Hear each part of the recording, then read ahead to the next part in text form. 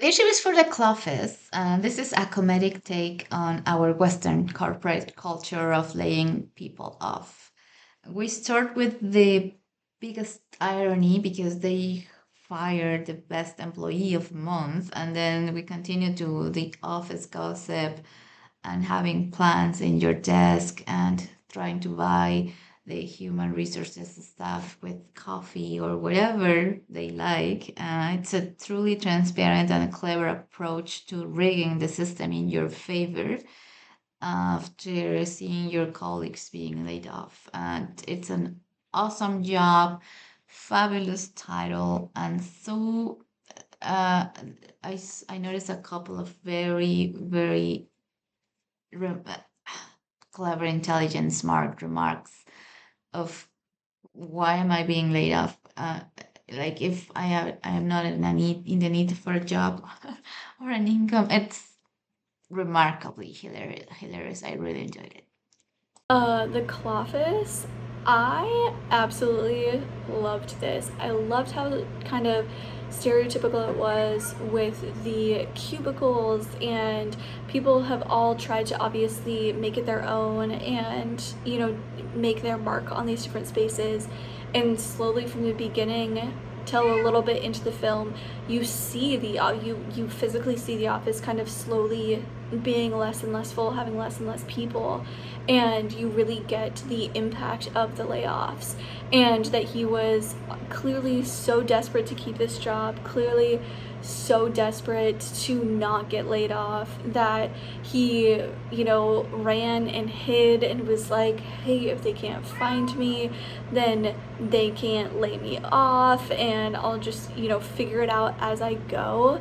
And I love that kind of concept. And it seemingly was a pure act of desperation and trying to figure out a way around the system with, okay, well, how am I still gonna, get my emails? How am I still gonna, be a part of the company?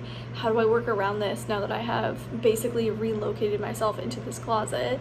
And going, and, obviously he's stressed and he plays just enough misdirection with the girl to, get it logged into the system to really pull it off. And I like that he, even more so than the cubicles, took a little part of all the people that did get laid off and really made the closet his own space. And the fact that it worked, I think, is amazing, and it's a way of gaming the system. And clearly it was, kind of born out of desperation, but the fact that it worked, I thought, was fantastic, and I thought it was really, really clever, really, really well done.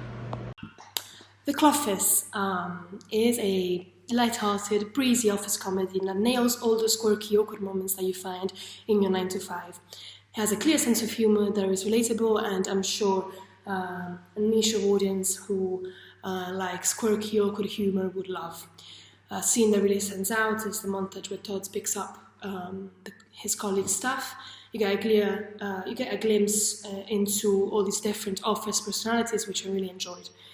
But it could really do with some improvement. The editing is effective, but could crank up the comedic timing a notch for more laughs. And the dialogue and jokes, same thing. They could pack up a bigger punch with a bit more polish.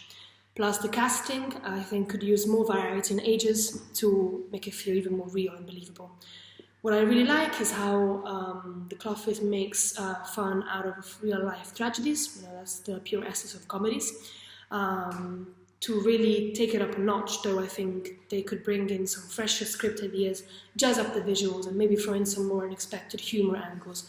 Basically, just have more fun. In the end, the Clough is a fun ride with a few tweaks in the editing room, a diverse cast, and maybe some bolder storytelling moves.